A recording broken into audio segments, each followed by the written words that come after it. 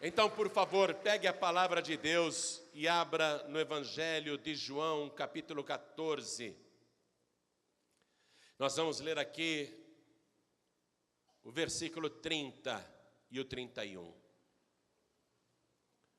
Vamos ficar todos de pé em reverência à palavra de Deus.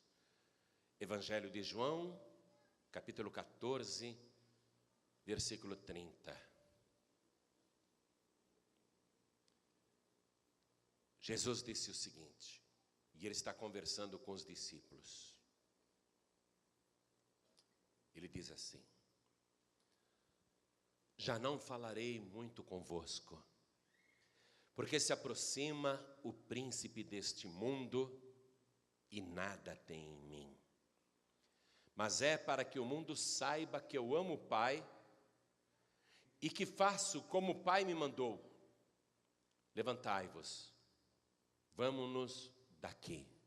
Amém? Jesus está conversando com os discípulos lá no Getsemane. É cerca de meia-noite de sexta-feira. É a última noite de vida de Jesus. E ele diz: já não falarei muito convosco, porque se aproxima o príncipe deste mundo e nada tem em mim. Jesus sabe que agora ele vai ter que lutar contra o príncipe deste mundo. Jesus está se referindo a Satanás. E Jesus não pode mais falar com os discípulos. Ele já falou bastante. Já falou muito. Eu vou reler mais uma vez estas palavras do versículo 30. E você que está comigo aqui na sede da Paz e Vida, repete em seguida. Vamos lá. Já não falarei, bem alto, já não falarei muito convosco, porque se aproxima o príncipe deste mundo e nada tem em mim. Amém? Você crê que isto aconteceu? Nós temos o relato fiel daqueles últimos momentos da vida de Jesus. As palavras foram transcritas por uma testemunha ocular, uma pessoa que estava lá. João, o discípulo, ele estava lá. Ele ouviu Jesus dizer isso. É como se uma névoa tenebrosa tivesse envolvido o Monte das Oliveiras. E o Getsemane, onde Jesus suou gotas de sangue, era o seu altar íntimo de oração. Então ele disse para os discípulos: vamos-nos daqui. E Jesus está indo ao encontro do príncipe deste mundo. Você acredita nisso? Então vamos dar a melhor salva de palmas para esta palavra que nós acreditamos. Mas a melhor salva de palmas, uma grande salva de palmas. Aplaude, aplaude, aplaude mais ainda. Isso, aplaude, aplaude, aplaude. Abre a tua boca e glorifique a Deus. Isso, dá glória, dá glória. Você que está nos ouvindo à distância, junte-se a nós aqui em São Paulo. Glorifique a Deus conosco. Isso, aplaude e dá glória. Continua, continua. Pai querido e Deus amado, nós queremos ouvir a Tua palavra agora, mas não dita por um homem. Queremos ouvir a Tua palavra através da Tua própria boca. Então vem com Teu Espírito Santo. Tome os lábios do pregador, tome a boca do mensageiro. Fale o Senhor agora. Envia a Tua palavra com poder e autoridade. E que a Tua palavra vá, percorra toda a terra e produza o resultado para o qual está sendo mandada. Em nome de Jesus. Diga amém, Jesus. Glória a Deus. Podem se assentar, por favor.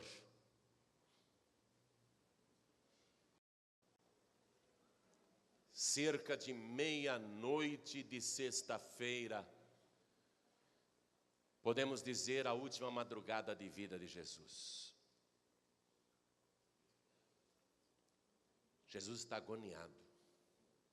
Ele já orou e já teve a resposta do Pai, que não há outro meio. Ele vai ter que beber aquele cálice.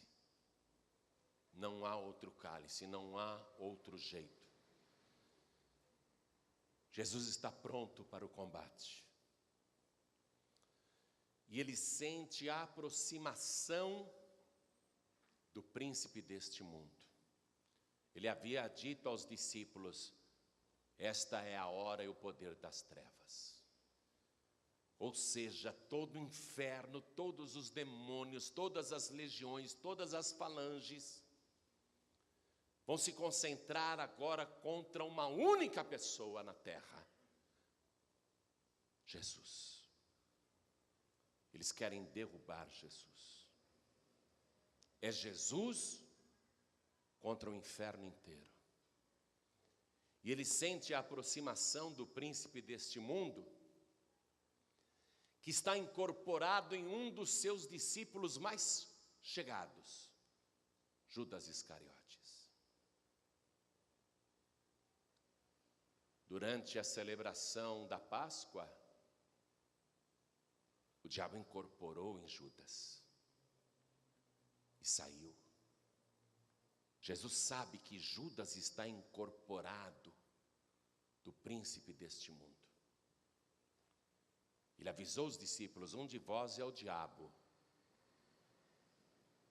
O príncipe deste mundo está em Judas Iscariotes, o chefe de todos os demônios, o maioral das trevas, está incorporado em Judas Iscariotes. É a hora e o poder das trevas. Jesus sente a aproximação do príncipe deste mundo e ele não tem medo. Do diabo não. Ele estava aflito por tudo que haveria de passar e não por medo do diabo. E Jesus diz aos discípulos: e o príncipe deste mundo nada tem em mim. Mas o diabo vai tentar ter algo na vida de Jesus. Como que o diabo tenta ter algo na vida de alguém? Provocando uma reação. E sempre uma reação pecaminosa. O diabo consegue ter parte com uma pessoa quando ele provoca e a pessoa cai. E aí, naquela reação pecaminosa, o diabo tem parte com a pessoa. E Jesus diz: o príncipe deste mundo se aproxima, mas ele nada tem em mim. Porém, o diabo vai tentar, e ele é o tentador, vai tentar ter algo em Jesus. Agora é o ataque mais fulminante, é o ataque mais pesado. Não é de hoje que Satanás vinha combatendo Jesus de várias maneiras, mas ele se manteve íntegro, sem pecado. Então agora é a última chance para Satanás. Ele tem que fazer Jesus pecar. Ele tem que fazer a missão de Jesus fracassar. Então o diabo tem a sua estratégia. E todos os demônios do inferno estão aliados ali, com esse objetivo. Os demônios não querem Pedro, os demônios não querem João, ou Levi, ou qualquer outro discípulo. Os demônios não querem os secretários, os empregados, os servos. Os demônios querem o cabeça, querem ferir o pastor, porque ferindo o pastor as ovelhas vão se dispersar. Então o inferno se concentra em Jesus, e o príncipe deste mundo, incorporado em Judas Iscariotes, vai ao encontro de Jesus lá no Monte das Oliveiras, com aquele semblante dissimulado, com aquela cara cínica. Ele está a acompanhado por um séquito, armado com paus, archotes, varapaus, lanças, espadas, escudos. Uma multidão subindo o Monte das Oliveiras, e Jesus vê à frente daquela multidão o próprio Lúcifer. Jesus vai ao encontro do príncipe deste mundo.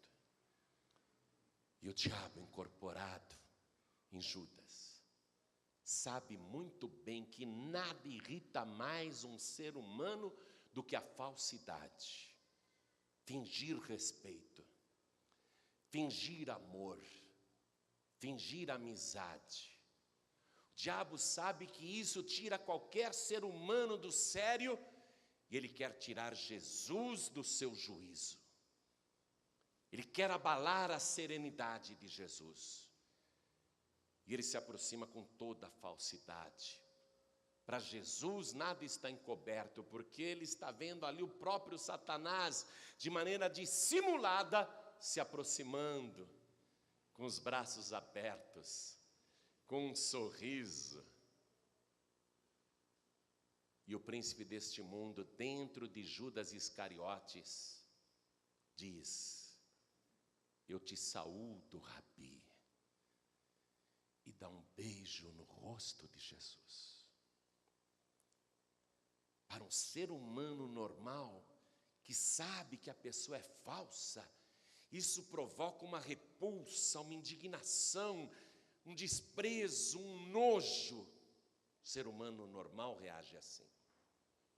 Quando você sabe que uma pessoa é falsa, está fingindo para você, fingindo amizade, fingindo amor, fingindo lealdade, você fica indignado, fica ou não fica? Por dentro você ferve. O diabo esperava que Jesus fervesse por dentro, que Jesus reagisse naquela hora, e dependendo da reação, pode ser uma reação pecaminosa. O diabo acredita que provocou Jesus. Eu te saúdo, Rabi. Rabi quer dizer mestre. E ele beija a face de Jesus, como se o amasse. Sabe o que Jesus fez? Sabe qual foi a reação de Jesus? O mestre disse: a que vieste, amigo? Jesus não está sendo falso, não, nem dissimulando. Ele fala amigo, porque Judas Iscariotes era seu amigo.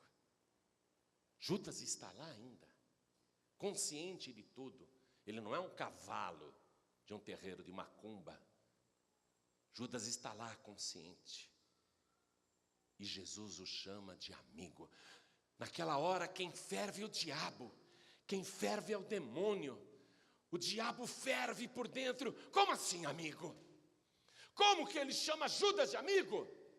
Ele tinha que empurrar Judas. Ele tinha que xingar o Judas e dizer: saia daqui, seu falso, saia daqui, seu hipócrita nojento.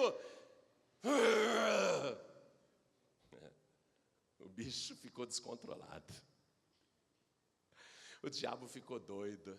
E Jesus está ali sereno.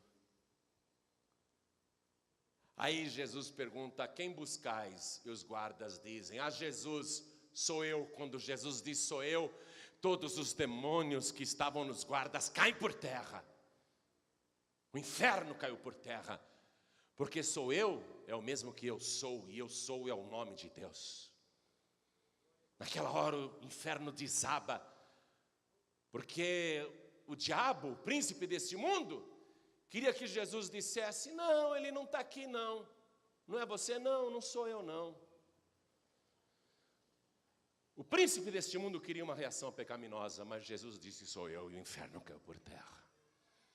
Aí Jesus espera todos se levantarem. Naquela hora Pedro, provocado pelo diabo, não por um ato de coragem, viu? Porque Pedro era um medroso. Pedro, provocado pelos demônios que estavam ali no Monte das Oliveiras, ele pega uma espada e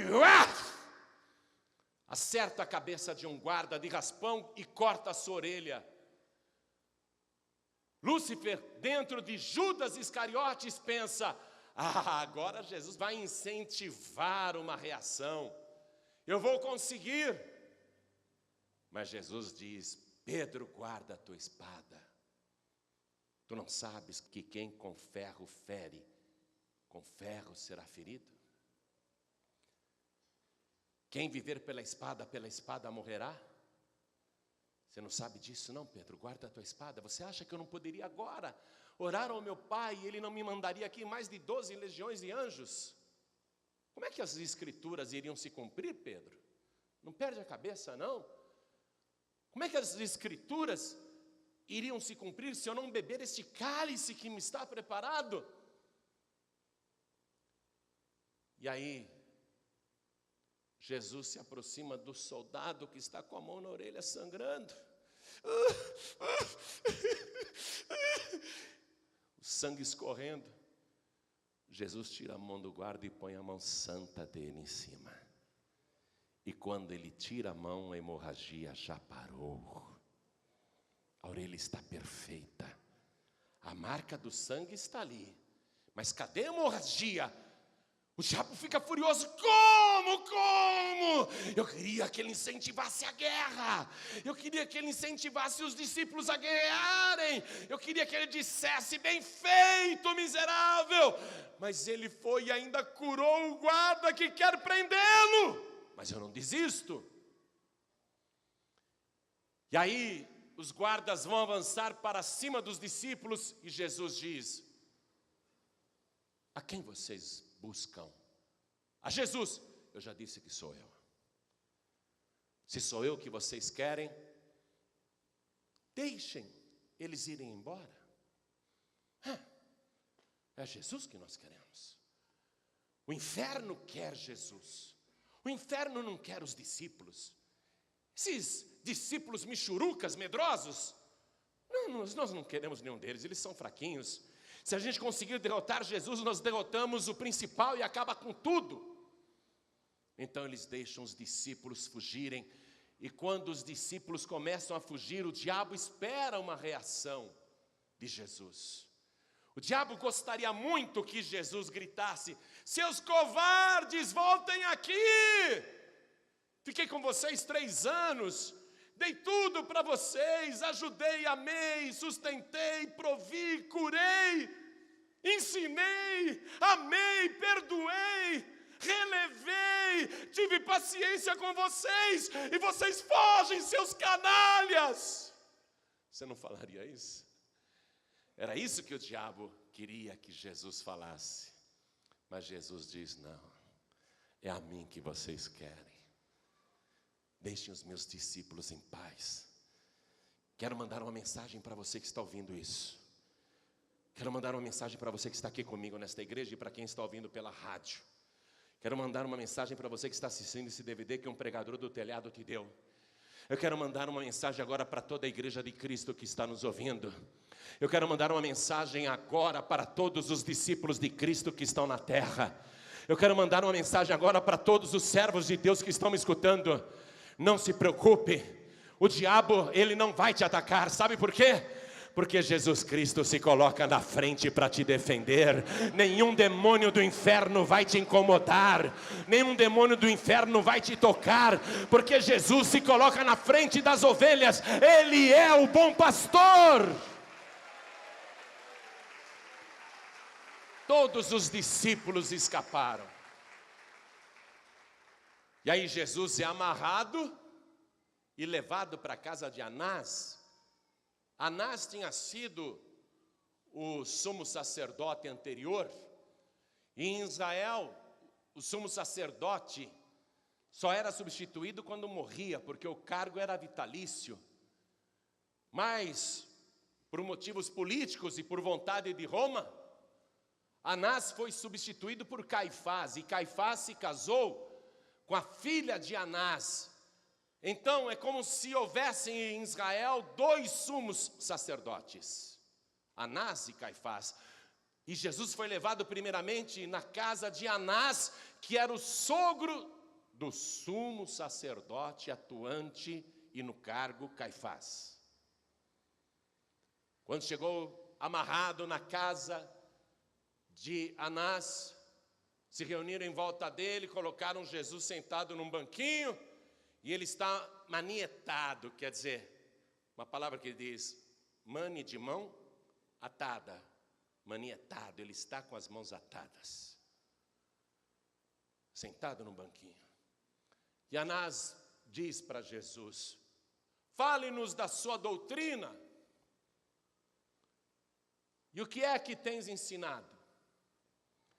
E Jesus disse, eu tenho falado abertamente em toda parte, publicamente, inclusive no templo, nada disse em oculto. Se querem saber qual é a minha doutrina, perguntem aos que me ouviram, eles sabem qual é a minha doutrina.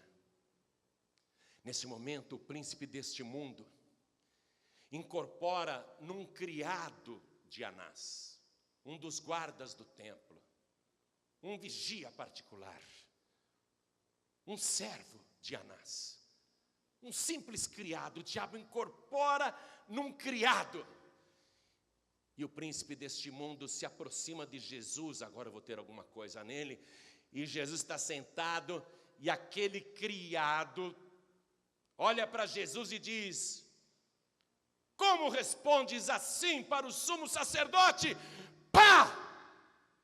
E deu uma bofetada. A bofetada é uma palmada assim, ó, a mão aberta, com toda a força no rosto de Jesus. Você já levou uma bofetada na cara? Falando sério, quem já levou uma bofetada? Ah, como não, rapaz? Então vem aqui que eu vou te dar uma. Você precisa levar uma bofetada na cara para saber o que é. Eu já levei, na época que eu era do mundo, eu levei muitas bofetadas, inclusive de mulheres. Quando eu era do mundo, eu levava muita bofetada. Você ferve na hora, ferve ou não ferve? Causa indignação levar uma bofetada. Se for bem dada, então, se for bem dada, o rosto fica queimando. A vontade é revidar. Jesus tinha força para fazer naquela hora que nem o incrível Hulk, arrebentar as cordas. Bah! Pegar o servo pelo colarinho, miserável, pum!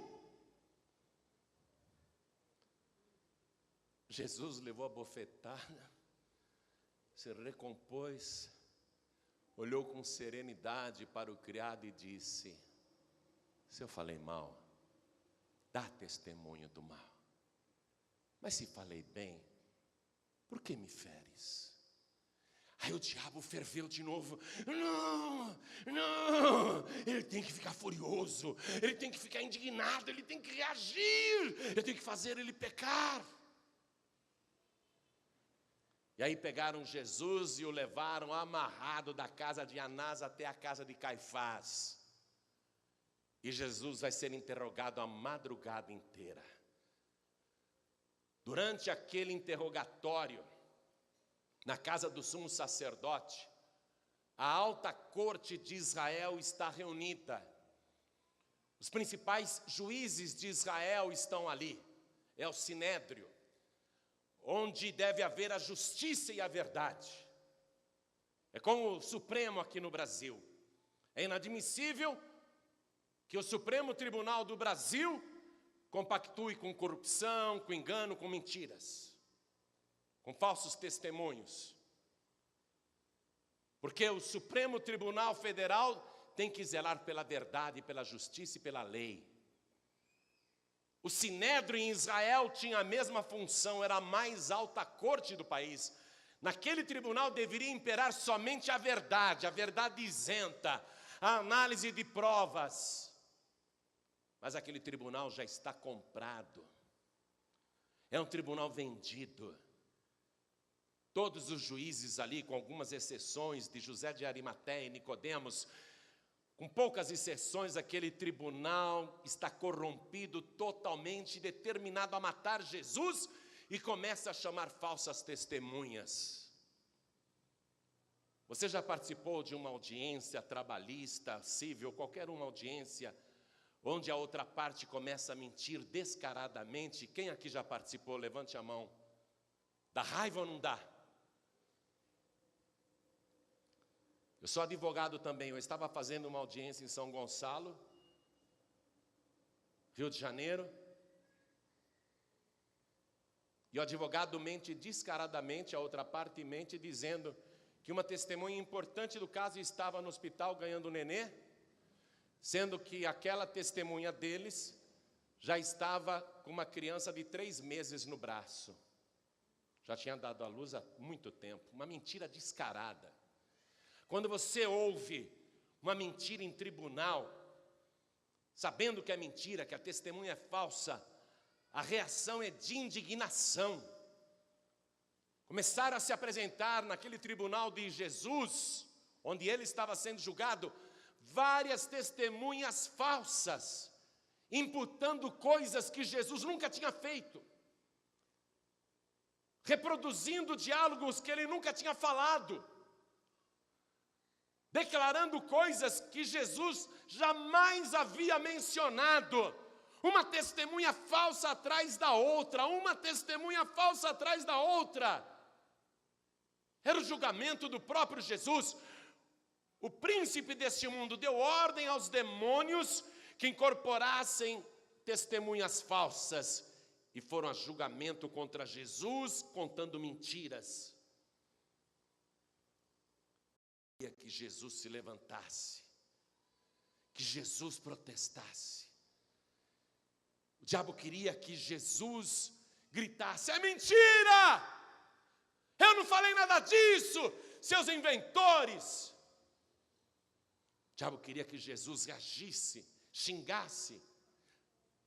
Mas Jesus ficou em silêncio total. Vinham mais testemunhas falsas e ele ficava em silêncio total. Mais testemunhas falsas e ele em silêncio total. Até que o diabo incorporou em 2 testemunhas que vieram e disseram. Ele falou que ele derruba o templo de Jerusalém, em 3 dias o reedificas. Jesus pensou. Eu disse, mas não com este sentido. Eles não entenderam.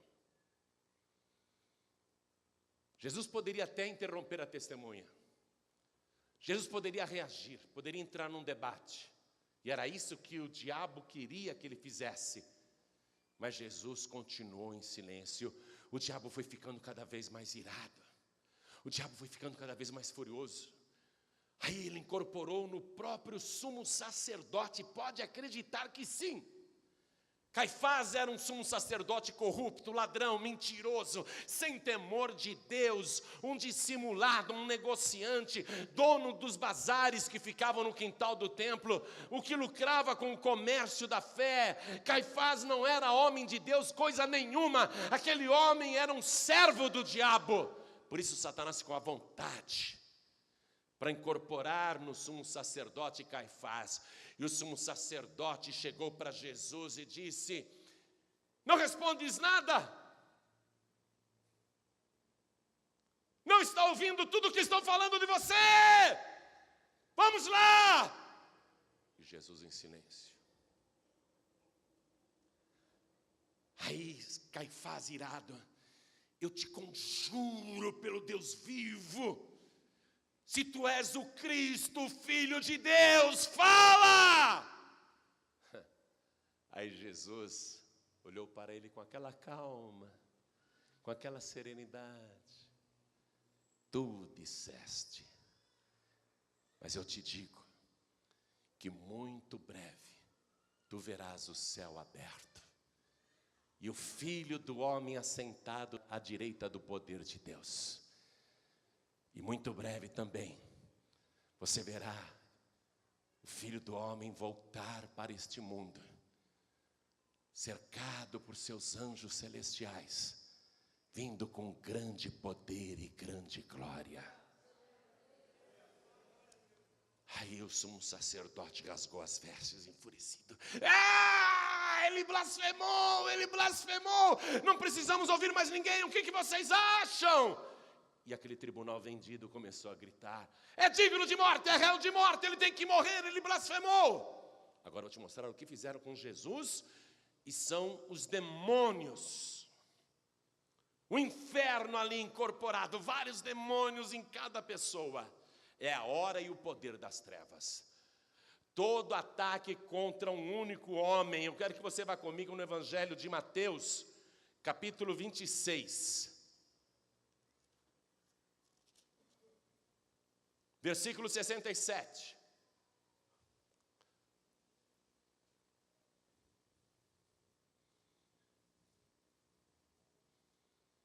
Achou?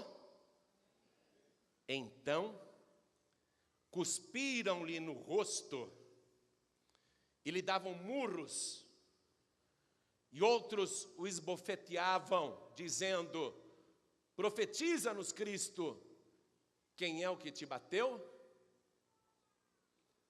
A cuspida no rosto é uma injúria, é uma ofensa, é uma afronta. É tirar a dignidade humana. Uma cuspida no rosto significa uma afronta profunda à dignidade humana. É o desprezo pela pessoa humana. E eles estão desprezando Jesus como Cristo, estão desprezando Jesus como Deus, estão desprezando Jesus como Messias, e estão desprezando Jesus como homem, como ser humano. E cospem, cospem, cospem e cospem muito no rosto de Jesus Cristo. Eu não sei se você já levou cuspida no rosto, mas se você já levou, você sabe o que é. A cuspida no rosto, para quem recebe, é uma afronta tão grande, que a reação é automática, a reação é imediata. Mas Jesus não reagiu. E o diabo furioso, ele tem que reagir, eu tenho que conseguir fazer ele pecar, eu tenho que fazer ele se descontrolar, eu tenho que fazer ele tomar uma atitude. Vamos cuspir mais, agora deem socos nele, agora xinguem, cuspam mais, batam mais, ironizem, escarneçam. Quem é que te bateu? Deem gargalhadas, sejam sádicos, batam mais. Ele tem que reagir, batam, batam, batam. E ele não reage. O diabo só queria isso para ter parte em Jesus, só isso, e ele não está conseguindo. Jesus passou aquela madrugada amarrado, por fim espancado, cuspido, e sem um único minuto de descanso, sem um copo com água, sem uma refeição. Ele é levado lá pelas 6 da manhã, até Pôncio Pilatos. Ali o diabo vai continuar agindo, agora usando os ímpios, não mais os religiosos. O diabo vai continuar agindo, usando pessoas do mundo. Jesus Cristo vai ser açoitado barbaramente. Quem sabe ele reage, quem sabe ele xinga, quem sabe ele se revolta. Vamos enfiar uma coroa de espinhos também na cabeça dele, quem sabe ele reage com a dor. Ele não reage, então vamos crucificá-lo.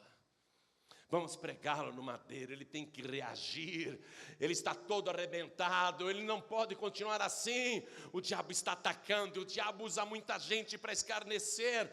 São os religiosos, são os soldados romanos, pessoas do povo, e até o ladrão que estava do lado esquerdo de Jesus, morrendo numa cruz ao lado. Até a boca daquele ladrão, o demônio vai usar. O príncipe deste mundo provoca Jesus: Salvador, coisa nenhuma. Tu não podes te salvar nem a ti mesmo. Como queres ser o Salvador? Salva-te a ti mesmo, desce dessa cruz se tu és o Cristo. Provoca, provoca. E Jesus ali agonizando, sofrendo injustamente, mas não reagindo, não pecando, não protestando nada, Das 9 da manhã até as 3 da tarde, pendurado no madeiro, vazando sangue, passando mal, sentindo dores, câimbras, falta de ar.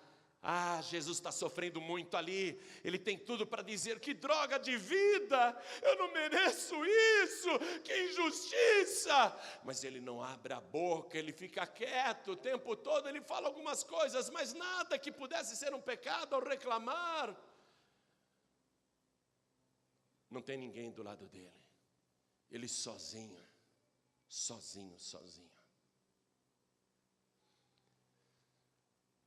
Naquele momento, Jesus diz assim, quase 3 horas da tarde de sexta-feira: eu tenho sede. Estou com sede. Está com sede? O demônio incorpora lá num soldado romano, coloca vinagre numa caneca. Vinagre. Chegando em casa, experimenta. Na hora que você estiver com bastante sede, viu? Coloca uma caneca de vinagre para você beber, sabendo que é vinagre. Você que costuma dormir com um copo com água ao lado da sua cama, não põe água essa noite não, põe vinagre. Quando você acordar de madrugada, você não vai lembrar que é vinagre, e bebe para você ver. E eles dão vinagre escarnecendo. O demônio está fazendo isso agora. Ele vai cuspir, agora ele vai xingar, agora ele vai reagir. E Jesus prova, é vinagre, não diz nada. E estão rindo dele. Pensou que era água. Ele não reage. O diabo quer provocar Jesus. Por que Jesus está aguentando tudo isso? Quero que você vá comigo no Evangelho de João mesmo, capítulo 12, versículo 31. João 12, 31. Horas antes de tudo isso acontecer, quando ele ainda estava lá com os discípulos no cenáculo,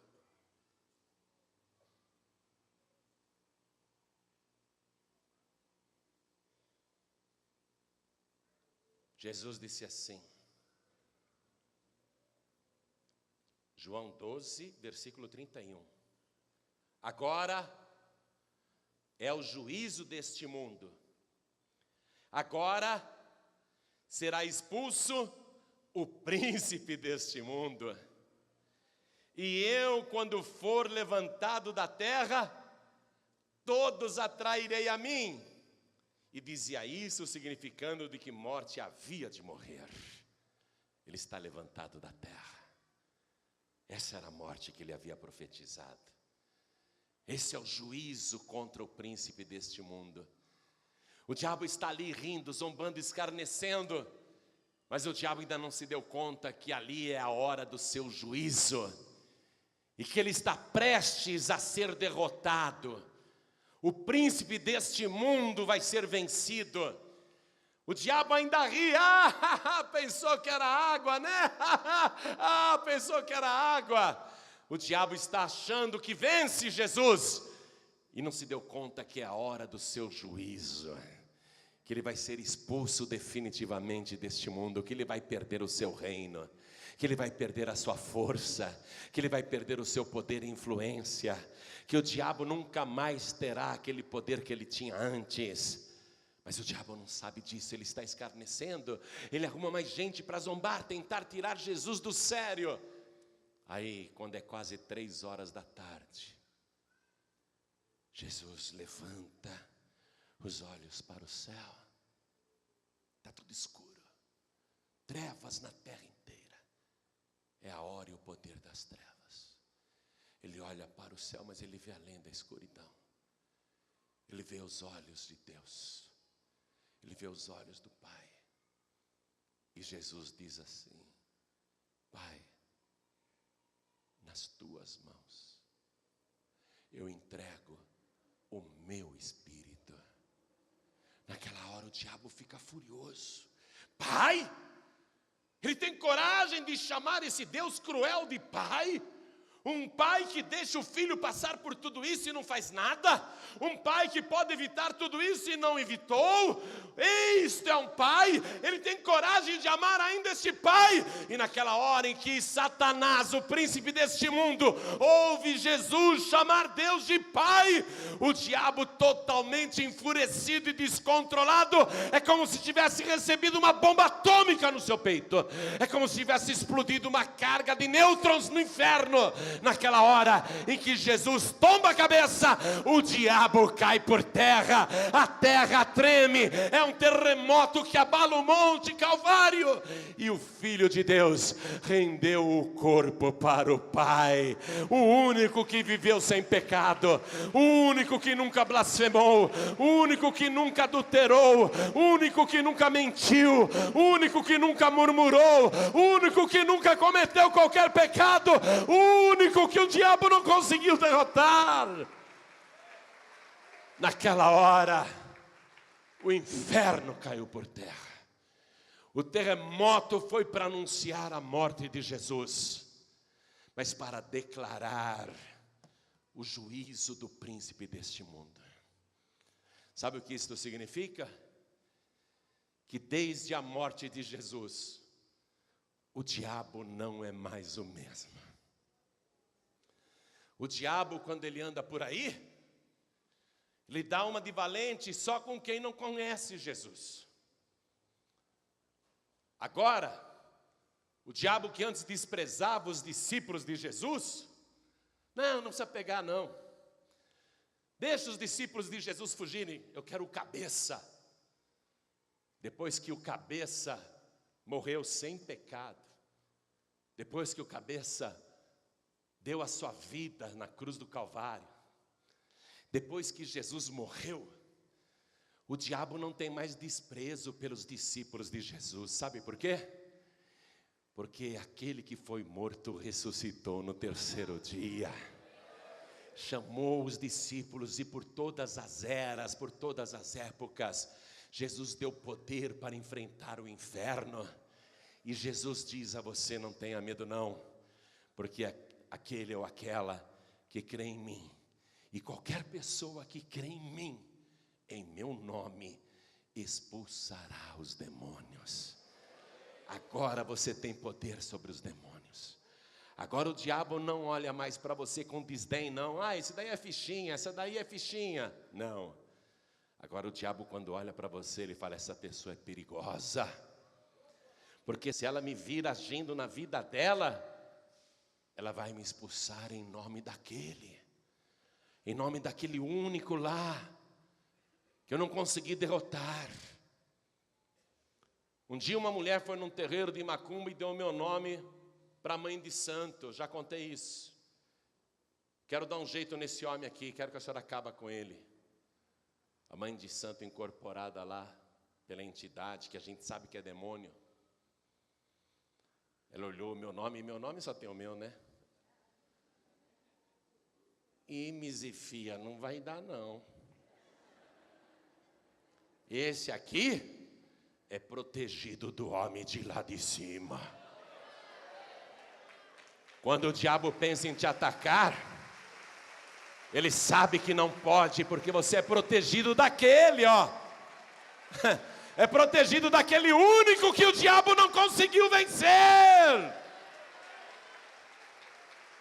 Por isso que Jesus foi lá e venceu a morte, venceu o inferno e ressuscitou glorioso. Aprendeu com Jesus? Eu preciso aprender. Eu tenho um defeito muito grande, que é uma herança genética do sangue dos meus antepassados. E você também tem uma carga genética forte, né?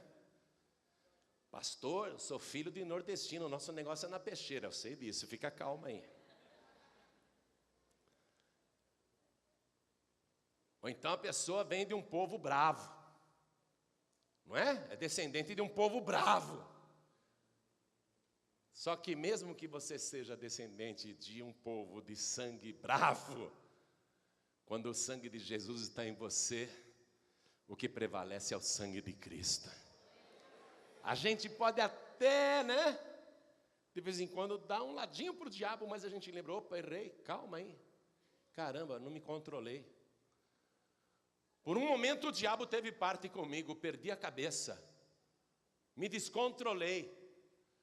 Mas aí você cai em si, que nem Pedro, não é? Que nem Pedro. Pedro negou Jesus 3 vezes. Errou, teve parte com o diabo, usou a mentira, juramento falso, perjurou.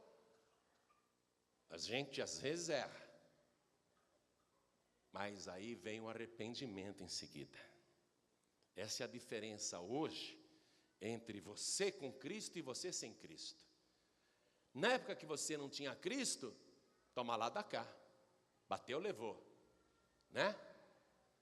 Agora dá vontade de bater, mas você se controla porque agora você é de Cristo. E se você errar, oi, meu Deus do céu, que besteira que eu fiz, me perdoa. Não é? É ou não é?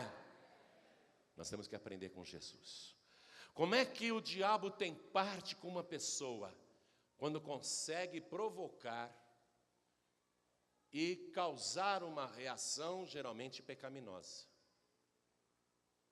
Por isso que Jesus disse, vigiai e orai, porque o espírito está pronto, mas a carne é fraca. Toda vez que a gente erra é porque a gente não vigiou. Porque se vigiar não cai na cilada do diabo. Vamos ficar todos de pé agora.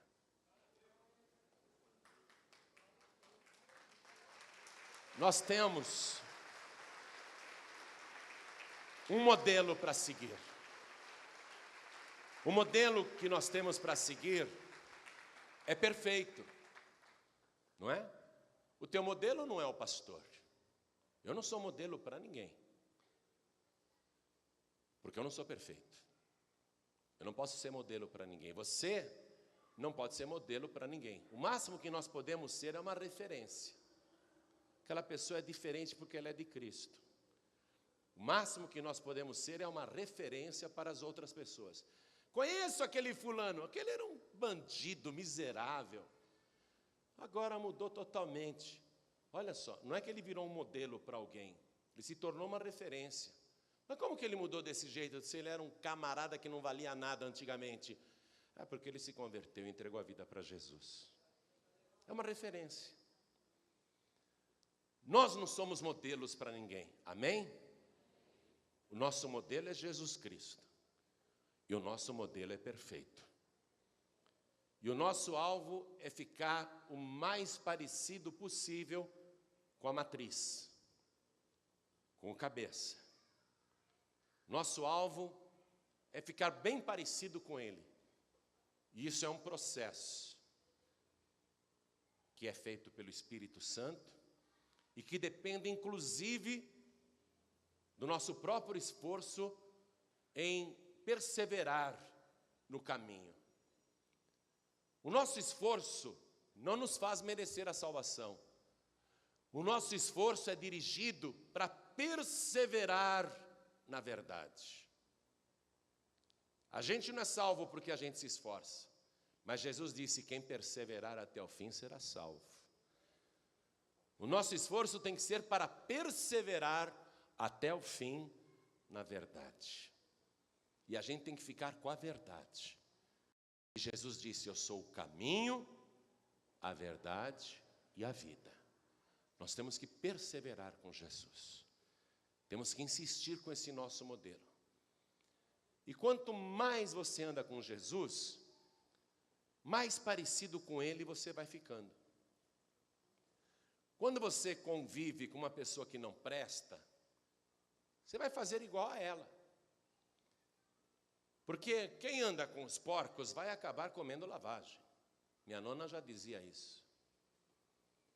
Se você anda só com gente que tem vícios, bebe, fuma, joga, se prostitui, não é? Usa drogas de monte, você vai acabar repetindo aquelas obras. Porque você está convivendo com pessoas que não prestam. Para você ficar igual a Jesus Cristo, você tem que conviver com Jesus Cristo. É perseverar com Ele.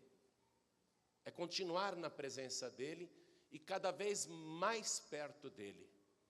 Quando a gente lê os 4 evangelhos, Mateus, Marcos, Lucas e João, Na minha opinião, sabe qual é dos 4 evangelhos? Qual que me parece assim mais íntimo de Jesus?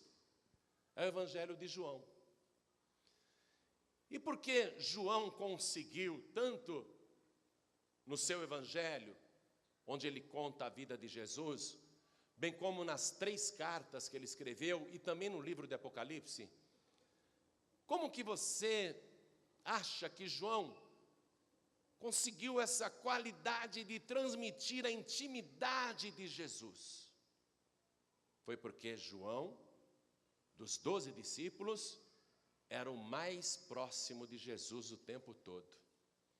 Está escrito no Evangelho que João reclinava a cabeça assim no peito de Jesus.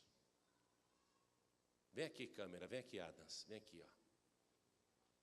Sabe quando você tem... Abaixa a câmera aí, senão você vai me acertar a cabeça. Sabe quando você tem um amigo assim, hein? Que você gosta, um amigo do peito, né? Né? Põe a cabeça aqui. Fica mais fácil. Não é? Ó, botar a cabeça assim, isso não é uma coisa gostosa de fazer? Faz aí, vamos ver, faz aí, faz aí. Faz aí. Ó, ó. O que é melhor, você colocar a cabeça no peito ou a pessoa colocar a cabeça no teu peito? Experimenta aí. Eu acho mais gostoso a cabeça aqui. Hã? Por que João então conseguiu no seu evangelho transmitir tanta intimidade? Quando você lê o evangelho de João, que foi a base da nossa mensagem hoje, como é que você consegue sentir tão perto a presença de Jesus? É porque João estava sempre assim, ó. Amém? Você tem que ficar perto de Jesus. Obrigado, viu, João? Você tem que ficar bem perto de Jesus. Quanto mais perto de Jesus, mais intimidade com Ele você vai ter. E João, na minha opinião, é o cara que é mais parecido com Jesus dos 12 apóstolos. Pedro não é parecido com Jesus, não. Pedro, na minha opinião, continua aquele camarada, você já sabe, né? Não vou falar nada porque ele é meu amigo. Mas dos 12, o que é mais parecido com Jesus é justamente João. Quando João escreve, a impressão que a gente tem é que é o próprio Jesus falando mesmo. Você já notou isso? Você não sente essa mesma coisa em Mateus, Marcos e Lucas. Só em João. Porque João ficou tão parecido com Jesus que ele foi até escolhido para receber a revelação de Apocalipse. Você vê? Quem aqui quer ficar bem parecido com Jesus? Levante a mão. A gente começa se aproximando dele, até timidamente. Eu me lembro quando eu comecei a me aproximar dele, ele já tinha se aproximado de mim, assim como ele também já se aproximou primeiro de você. Mas quando eu retribuí, eu lembro como foi, de maneira tímida, um certo receio, medo. Eu ia numa igreja, já tinha entregado a vida para Jesus, não é? Mas era só eu ouvir um pregador falar, quem quer receber Jesus, eu levantava a mão de novo e ia para lá, porque eu tinha a impressão que eu não tinha sido recebido ainda, que eu não tinha conseguido ainda. É assim que a gente começa, até que chega um momento que você vai passar a ter intimidade com Ele e não perde essa intimidade. O primeiro passo dessa amizade começa aqui, ó. Preste atenção. Está escrito no Evangelho de João, capítulo 1, versículo 12. Mas a todos quantos o receberam, deu-lhes o poder de serem feitos filhos de Deus aos que creem no seu nome. Então começa aí a aproximação. Quando você recebe Jesus, quando você entrega a tua vida para Ele, então você vai ser transformado, transformada também em filho de Deus. E aí já começou uma aproximação que deve se aprofundar. O aprofundamento é no dia a dia, é na tua perseverança, não desistindo de maneira alguma. Mas o primeiro passo é esse. Eu gosto muito do primeiro passo, porque eu consigo fazer com que algumas pessoas iniciem uma amizade sólida com Jesus. E aí depois nós vamos perseverar juntos para manter essa amizade sempre em dia. Eu gosto muito desse primeiro momento, então olhem todos para mim. Jesus tem muita coisa para te ensinar. Ele vai te passar tudo. Eu confesso a você que eu melhorei muito. Ainda não estou do jeito que eu queria. Ainda não estou do jeito que eu acho que eu devo ser. Por isso que eu estou perseverando. Por isso que eu continuo lendo, estudando, vindo para a igreja, pregando, servindo Jesus. Porque eu quero me aprofundar. Mas o João Ribe de hoje é totalmente diferente do João Ribe do passado. Então você hoje aqui vai começar um novo relacionamento com Jesus Cristo. E a partir de hoje, essa amizade vai se solidificar e vai se aprofundar. E a partir de hoje, a sua vida nunca mais será a mesma. Eu vou dizer uma coisa para você, depois que Jesus morreu na cruz, a vida do diabo nunca mais foi a mesma. E depois que Jesus morreu na cruz, a nossa vida também nunca mais será a mesma. Se você receber Jesus, a tua vida vai mudar totalmente e mudar para melhor. De um jeito que você nunca imaginou que fosse possível alguém mudar. Será que eu tenho jeito, pastor? Pode acreditar, Jesus dá jeito para tudo. Será que o meu caso tem solução? Fique tranquilo, tranquila que tem solução. Eu sou prova disso. Você está vendo aqui um homem ressuscitado. Você está vendo um homem que nasceu de novo. Você está vendo um novo homem aqui. Eu sou prova disso. Muita gente aqui é prova disso. Muita gente aqui é capaz de dizer, Jesus transformou totalmente a minha vida. Quem aqui é capaz de levantar a mão e dizer isso? Jesus transformou totalmente a minha vida. É uma coisa impressionante o que Ele fez por mim, não é? Então olha quantos testemunhos aí. Ele muda mesmo. Liberta do vício, liberta do pecado, Ele liberta da escravidão, Ele vai dar sentido à sua vida, a alegria de viver, Ele vai transformar totalmente o teu dia a dia, o teu caminho. Vai ser uma coisa maravilhosa. Tudo o que você tem que fazer é levantar a mão para Ele e dizer, eu quero entregar a vida para Jesus. Pastor João Ribe, mas fácil desse jeito? Lógico que é fácil, porque se fosse difícil nem eu tinha conseguido. É fácil sim, é só você levantar a mão para Jesus, aí o resto é com Ele. Você só tem que fazer isso, eu entrego minha vida para Jesus e deixo o resto com Ele, amém? Aí você só tem que perseverar na presença dEle, só isso, e o resto é tudo com Ele, amém? Então eu vou fazer esse convite, quantos aqui querem fazer uma amizade sólida com Jesus? Uma amizade profunda, uma amizade que só cresce. Quantos aqui querem ficar cada dia mais parecido com Jesus? Quantos aqui querem ficar cada dia mais próximos de Jesus? Quantos aqui querem receber Jesus como único, suficiente, exclusivo e eterno Salvador? Quem quer, erga a mão direita assim bem alto, todos que querem. Olha que maravilha, parabéns!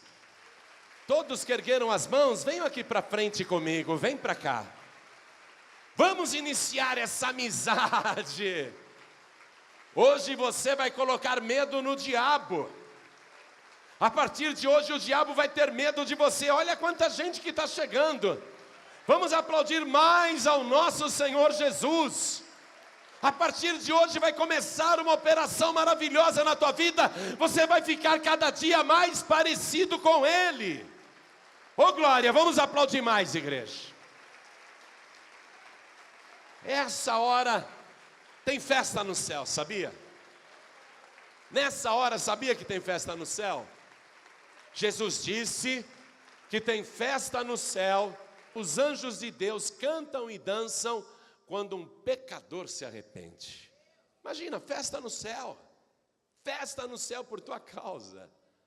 Mas eu quero chamar aqui na frente também, você que já conhece a palavra. É tão difícil às vezes perseverar, eu sei disso. É difícil, mas é condição de salvação. Jesus disse: quem perseverar até o fim será salvo. O diabo, ele tem medo do salvo, mas ele tenta derrubar, viu? O diabo, ele sempre tenta derrubar, ele arma ciladas.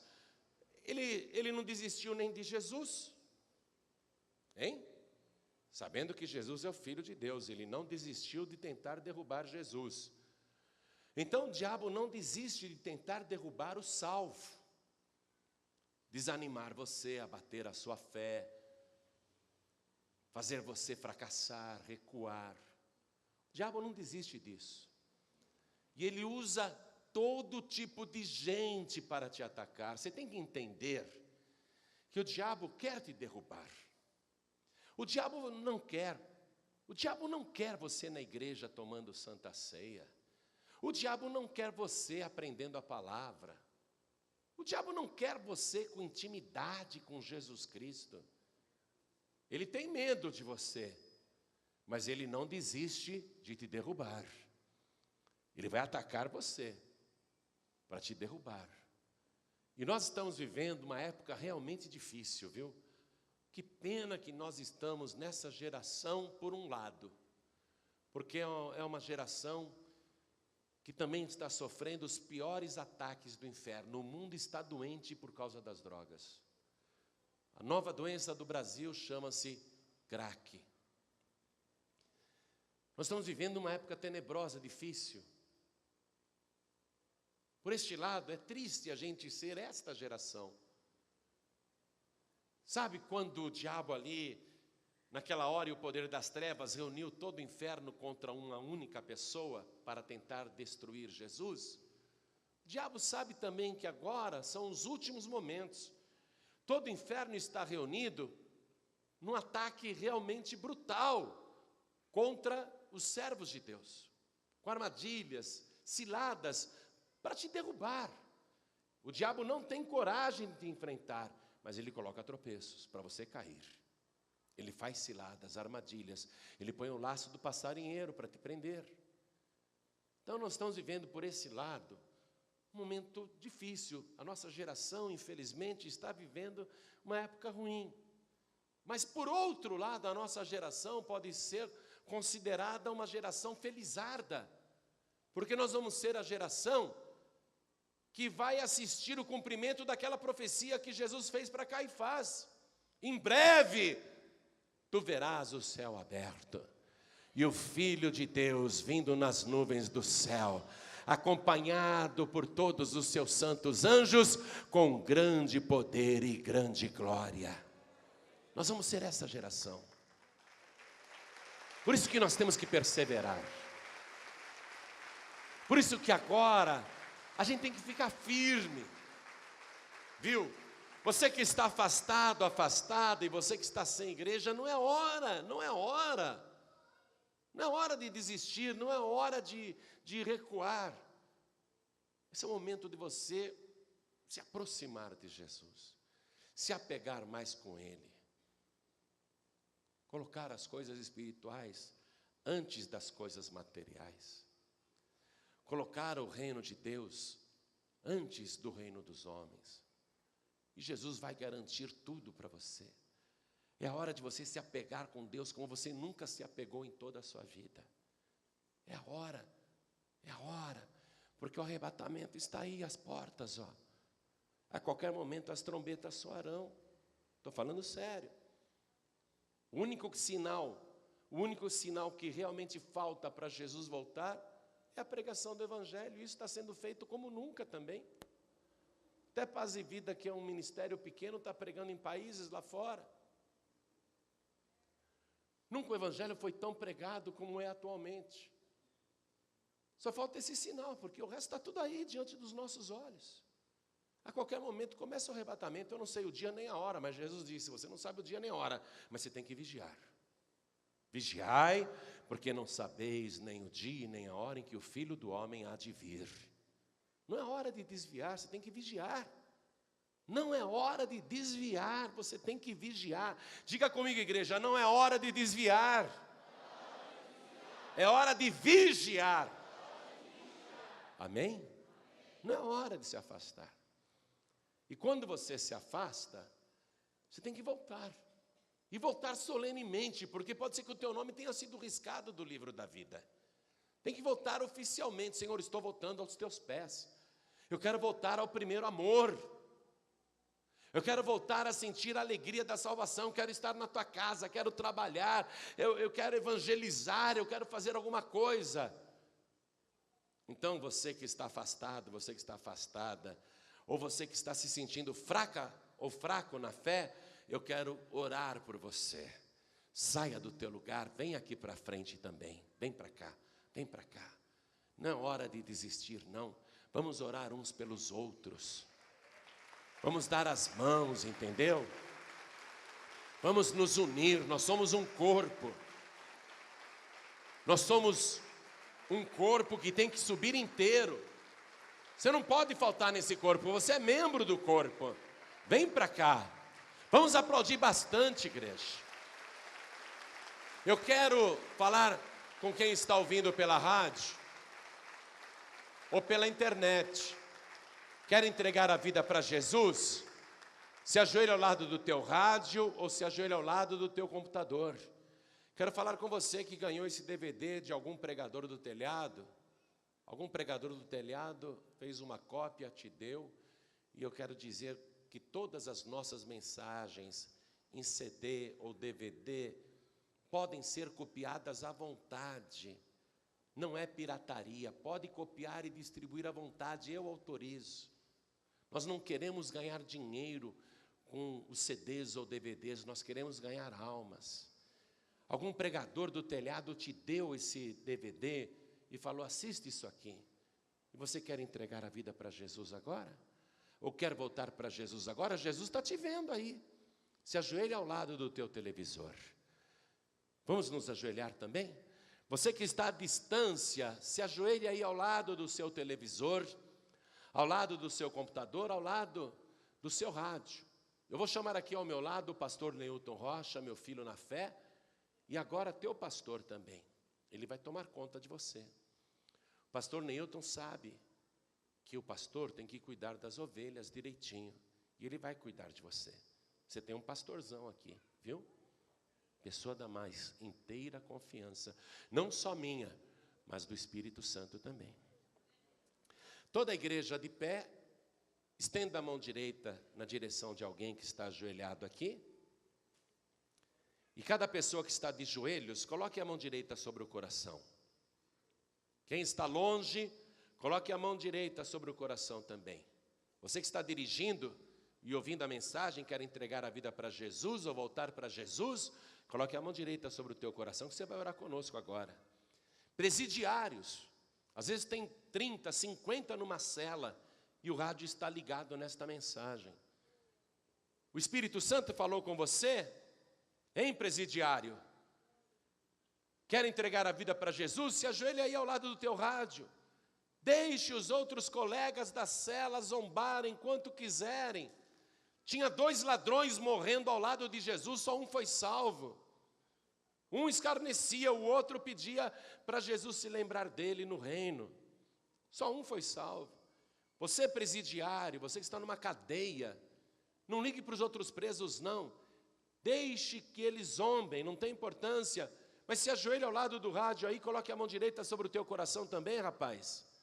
Cada pessoa que está de joelhos, com a mão direita sobre o coração, e quem está dirigindo e com a mão direita sobre o coração, ore assim comigo, meu Deus e meu Pai, eu ouvi a tua santa palavra e eu quero ficar parecidíssimo com o Senhor Jesus, o Filho de Deus. E é por isso que eu me entrego agora e me rendo totalmente e recebo o Senhor como meu único, suficiente, exclusivo e eterno Salvador. E eu quero que se cumpra na minha vida o que está escrito no Evangelho de João, capítulo 1, versículo 12. Que qualquer pessoa que receber Jesus é transformada também em filha de Deus. Eu quero, meu Pai, este poder agora. Eu quero ter a certeza que sou igual pela fé ao Senhor Jesus. E eu quero, cada dia mais, ficar semelhante ao Senhor. Eu quero me aprofundar na nossa amizade, na nossa comunhão, na nossa intimidade. Eu quero andar tão pertinho do Senhor, que eu fique igualzinho ao Senhor. Então vem, meu Pai, manda agora o Teu Espírito sobre mim, me purifica dos meus pecados com o sangue de Jesus e escreve o meu nome no livro da vida. Registra, meu Pai, que hoje eu dobrei os meus joelhos para me render de corpo, alma e espírito ao Senhor Jesus, o meu único, suficiente, exclusivo e eterno Salvador, para todos sempre. Amém.